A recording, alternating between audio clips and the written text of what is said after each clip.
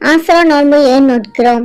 அல்லாஹ்வின் தூதர் ஸல்லல்லாஹு அலைஹி வஸல்லம் அவர்கள் மதீனாவுக்கு வந்தபோது யூதர்கள் ஆசுரா முஹர்ரம் 10ஆம் நாளில் நோன்பு நோற்றுக் கொண்டிருந்தார்கள். அவர்களின் அதை பற்றி விசாரித்தார்கள். அதற்கு அவர்கள், இதுதான் மூசா அலைஹிஸ்ஸலாம் அவர்கள் ஃபிரௌனை வெற்றி கொண்ட நாள் என்று கூறினார்கள்.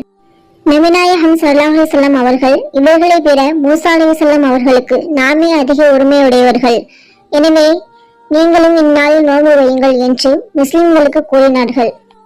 ஏன் முஹர்ரம் 9ஆம் நாளும் நோன்பு நோக்க வேண்டும்? அல்லாஹ்வின் தூதர் ஸல்லல்லாஹு அலைஹி வஸல்லம் அவர்கள் ஆசுரா நாளில் தாமும் நோன்பு நோக்குமாறும் மக்களுக்கு கட்டளையிட்டார்கள். அப்போது மக்கள் அல்லாஹ்வின் தூதரை, இது யூதர்கள் கிறிஸ்தவர்கள் கண்ணியப்பட்ட நாளாயிற்று என்று வினவ, அதற்கு அல்லாஹ்வின் தூதர் ஸல்லல்லாஹு அலைஹி வஸல்லம் அவர்கள், இன்ஷா அல்லாஹ், அல்லாஹ் நாடினால் அடுத்த ஆண்டில் நாம் முஹர்ரம் 9ஆம் நாளில் நோன்பு நோப்போம் என்று கூறினார்கள். ஆனால் அடுத்த ஆண்டு வருவதற்குள் அல்லாஹ்வின் தூதர் ஸல்லல்லாஹு அலைஹி